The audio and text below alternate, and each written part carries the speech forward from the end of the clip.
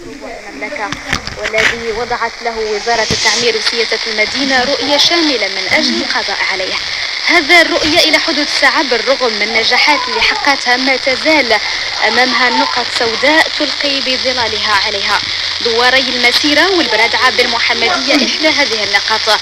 لجنة مختصة التحقت بالدوارين قامت بإحصائياتها وتحدثت على ما يسمى بلجنة الحوار مع السكان. الأمور كانت غادية في أمان الله إلى أن توقفت. علاش؟ الأسباب هذا ما كنحاول التعرف عليه مع مراسلنا من المحمدية عبد العالي بوناصر وضيفي حسن الحكيمي ممثل لجنة الحوار عن ساكنة دوار المسيرة ومصطفى البطيوي ممثل لجنة الحوار عن ساكنة دوار البرادعة. عبد العالي مرحبا بك.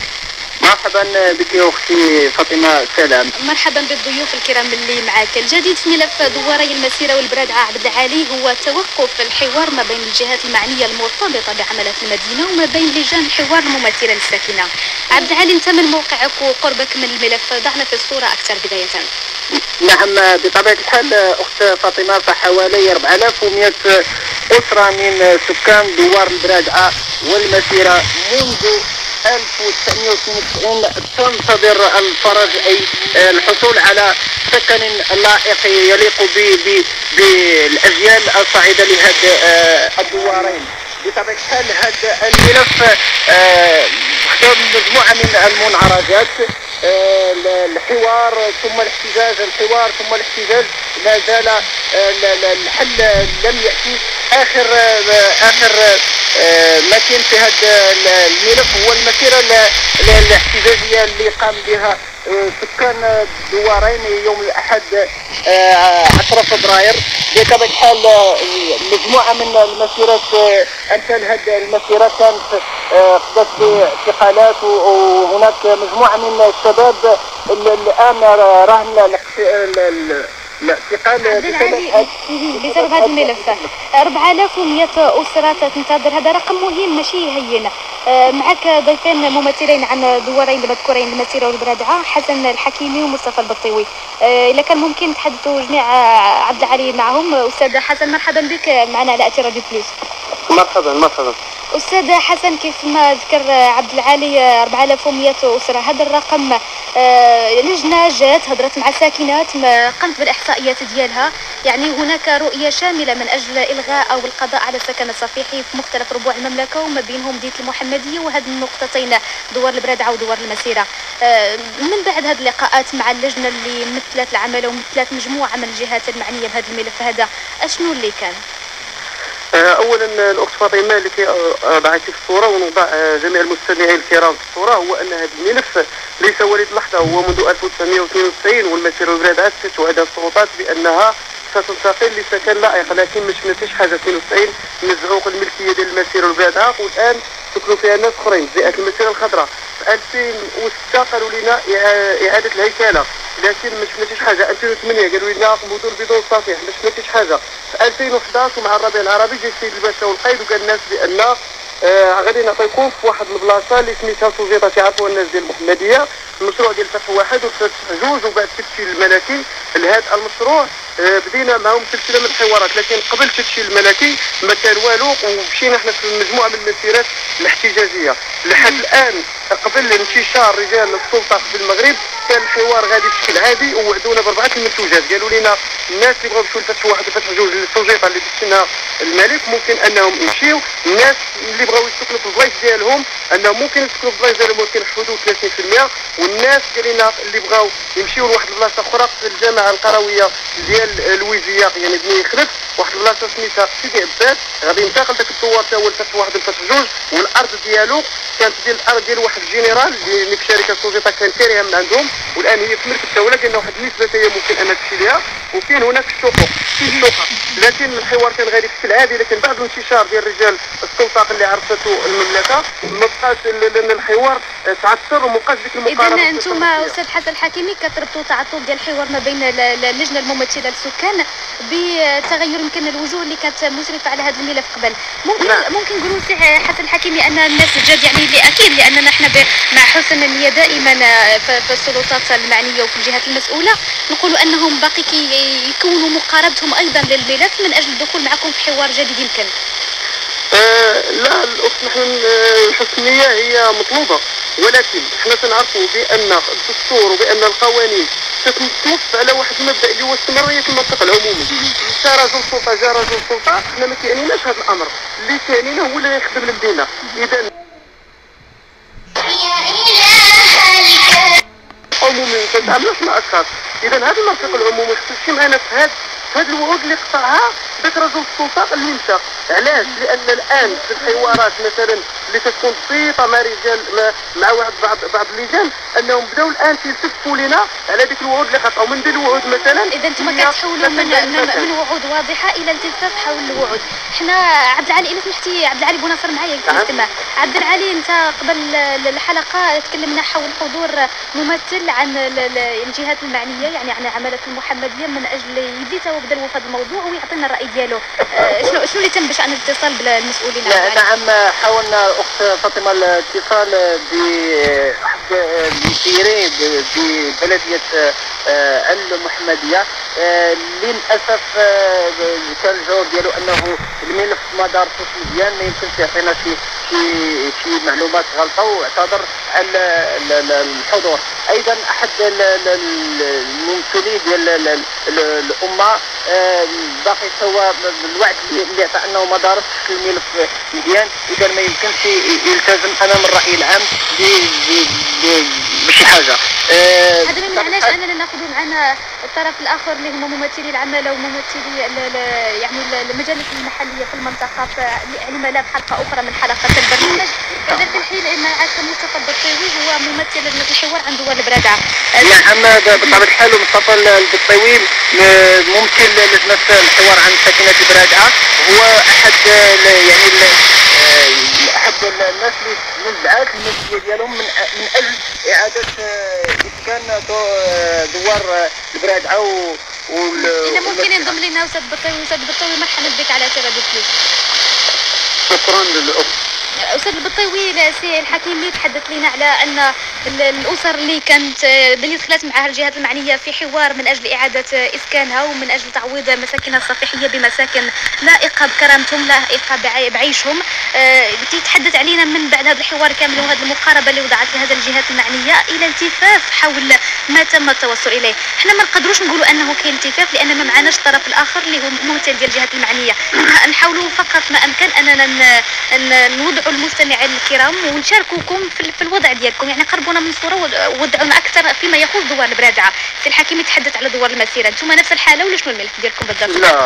لا غير الملف، باش نكونوا واقعيين، حنا موحدين الملف ديالنا ما بين البرادعه والمسيره، لان نفس المطالب ونفس المشاكل كنعيشوها، غير اللي كاين هو بان المشكل ديال ما موفوش بالوعود اللي كانوا التزموا بها الاداره الاولى. شنو الوعود تحديدا سي البطيوي؟ الوعود هو كنا اتفقنا، خرجنا في الاول كان عندنا واحد المطالب ديالنا ديال الساكنه اللي كانت في الاول كتطلب باش تسكن في نفس المكان، ولكن الناس ديال السلطه خرجوا بواحد المشروع اللي هو بالاصل المشروع اللي هو خذوه بوحدهم بدون مقاربه تصرفيه. ورغم هذا الشيء قالوا لك ودي نعم في المشكل ديال العقار ما كاينش في المدينه. قلنا ما كاين مشكل، واحد الفئه الا كان ما تحاولوش نحن نفكوا المشكل بواحد المسائل ديال تنويع المنتوج. قبلنا بهذا المشروع ديال تنويع المنتوج، من معنى خذوا واحد الارض خارج عن المدينه ديال المحمديه اللي هو الشارع بن خلف، يعني واحد تقريبا من واحد جزء ديال الهيئه غادي نسميهم واحد جوج، قال لك ماشي فيهم واحد الساكنه.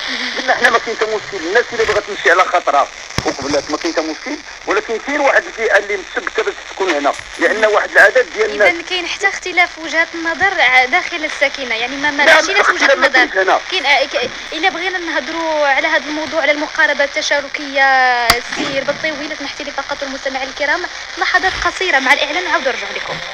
البيضاء هذا اليوم بأن الخبر ما يهم الناس. قبل الفاصل كنا تنتحدثوا حول ملف السكن الصفيحي تحديدا في دوار المسيره ودوار البرادعه بالمحمديه. سي البطوي معي على الخط. معك عبد العالي بوناصر. سي عبد العالي، كان ممكن يكون معايا السي البطيوي. نعم، انا غير نسال السي البطيوي عن الطريقه ديال الاستفاده ومن المستفيد من اعاده الاشكال.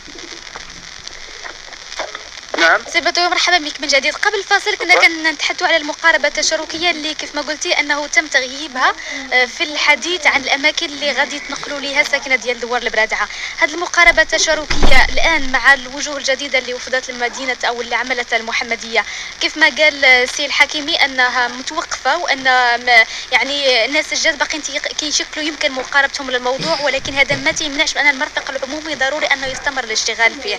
انتم كدوار البرادعه تحدثتي على ان الساكنه براسها يعني باقي عندها اشكاليات فين غادي تحول، اش غادي تمشي، موافقه على المكان ما موافقاش معاه. الجديد مع الوجوه الجديده اللي وفدت لمدينه المحمديه من خلال لجنه الحوار اللي انت عضو فيها. اكيد كما باش نكمل لك على المسائل ديال الساكنه في نفس الاطار ايضا. حنا قبلنا باش نمشي واحد الفئه تبقى غير المشكل اللي جا كما قلنا في المقاربه التشاركيه، ما بقاش ذاك اللقاءات باش تاخذ النقاط يعني تدريجيا يعني حتى نمشيو حتى النهايه. دابا هما خادوا وجدوا كل شيء بلا ما يعلمونا حنا، وربما كاين شي اقصاء ديال واحد الفئه ديال اللي تزوج من 2010 والمراه اللي جالسه بوحدها والراجل اللي جالس بوحدو.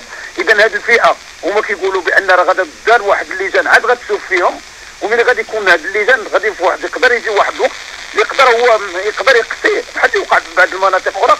حنا كنقولوا نفضوا المشكل دابا باش يعني باش يمشي الناس اللي غادا تمشي ترحل تمشي معني مطمئنه، ما تمشيش ترجع ديال الاخر ويبقى يمشي واحد العدد واحد يبقى وعاد يبقى ثاني المشكل في الاخر، يبقى نفس المشاكل يبقى بالحديث عن الجانب الانساني للموضوع. يعني الناس ماشي كاملين، المستمع الكرام ديالنا عارفين دوار البرادعه تحديدا، لكن ممكن تقربنا من الوضع ديال دوار البرادعه، يعني من المعيشه فيه، يعني الدور الصفيحيه اللي فيه. شنو الوضع الانساني تحديدا اللي عايشينه انتم تما في هذا واحد بعدا كاين واحد الحي الصفيحي اللي عنده تاريخ، عنده تقريبا من الربعينات، يعني واحد اكثر من الربعينات. الا غادي نقول لك 3 ولا 4 ديال الاجيال اللي عاشوا في هذا الناس في هذا الدور الصفيحي هما الناس ديال المحمديه الاصليين. وكانت واحد العدد الزعيم ديالنا نقلبوا وفوق هذا الشيء، لان البراده بعدا كما هو تمارس عليه عدد ديال هذا، لانه هو كان الاصل كان خصو يتسالي معاه في السبعينات ولا الثمانينات نظرا لذاك الصراعات ديال الاحزاب. يعني بعد هذا شيء اخر. الا بغينا نركزوا على الجانب الانساني، يعني حياتكم في دوار البرادعه، يعني واش دوار البرادعه سكن صفيحي؟ يعني هذه رساله ايضا للمسؤولين، ماشي فقط عندكم في البرادعه او في المسيره وانما في المغرب ككل. هل هو لائق يعني بحياه كريمه، يعني باجيال انها تربى فيه وتكبر؟ الانسان في الصفيحي بالدرجه الاولى الناس مكرفه هنا في الشتاء، كاين بعد كاين مشاكل كثيره، كاين ناس كتغرق كاع في الماء، كاين مشاكل ديال كل شيء، يعني بمعنى الكلمه الحياه الطبيعيه. يعني الناس كتكرفس هنا بمعنى الكلمه، ماشي الناس عايشه في واحد ما كاين ما نقدرش نوصف لك. كاين بعض الاسر اللي كتعيش في براكه 7 ولا 8 الناس براكه، راه يعني كاين الناس اللي باقي بواحد يعني نوصف لك الحالات اللي باقا العصور الوسطى. سي البطاوي، الى جانبك سي الحكيمي الا سمحتي لي، والحديث ايضا عن الجانب الانساني. استاذ حكيمي معايا؟ هو معك. استاذ الحكيمي، كنت نتحدث مع سي البطاوي حول الجانب الانساني اللي كان كيعيشوه هما في دوار البرادعه وانتم في دوار المسيره. قربنا ايضا من الصوره ديال هذا الوضع عندكم. الاخت فاطمه، بالنسبه للساكنه في المسيره هي ساكنه تعيش العذاب، تعيش الظلم، تعيش العيش، بحيث ان الناس عايشين في الخنز، عايشين في الزبابل، بان كاين القطره، كاين اللي جات الشمس لانهم تيتصاب عليهم ديك البرارك، اللي جات الشتاء انهم تيفيض عليهم الماء. بالنسبه للمراحيض هي مراحيض غير حفر. بالنسبه للماء تيمشيو يسقيو من السقايات. كاين واحد العدد اللي هو عدد كبير بالنسبه للضوء. حنا في حي المسيره مات عندنا واحد شاب كان تيصلح لنا في الضوء، واحد شاب اخر انه تضرب عيني في الضوء. هنا عندنا واحد المشاكل اللي هي كبيره في التجهيزات والايصالات. نعم. سي الحكيمي، الا بغينا نتحدثوا عمليا الان، شنو غادي ديروا نتوما كلجنه ديال هذا الحوار ديال كيف ما قال سي البطيوي، نتوما موحدين الملف ديالكم دوار البرادعه ودوار المسيره. نعم. عمليا شنو الخطوات اللي غادي تقوموا بها ممكن نقولوا من غدا مستقبلا؟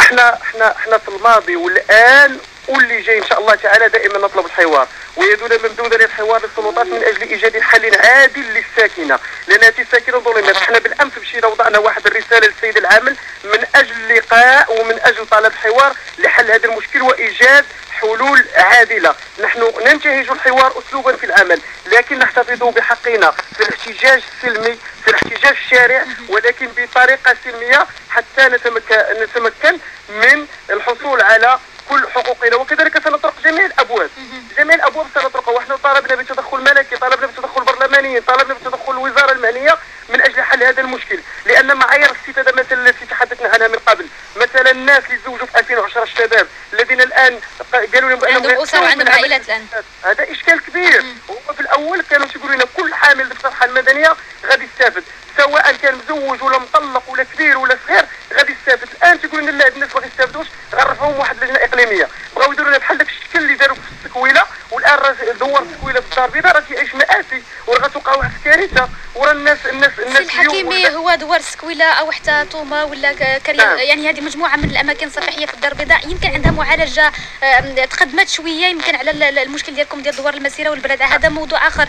رسالتكم كنحملوها معكم سي الحكيمي والسي البطيوي للجهات المسؤوله، لممثلي الشعب، لممثلي المجالس المحليه، لنواب الامه، وتنحملوها ان شاء الله، وغنحملوها في حلقه قادمه ان شاء الله بحضور احد ممثلي الجهات المعنيه وممثلين ايضا عن المجالس المحليه وعن عماله المحمديه. شكرا جزيلا لكم استاذ حسن الحكيمي واستاذ مصطفى البطيوي عن الدورين الصفيحيين المسيره والبرادعه بتراب عماله المحمديه. زميلي عبد العالي بو ناصر بقى معي في الاستماع. هناك موضوع اخر بمعيتك.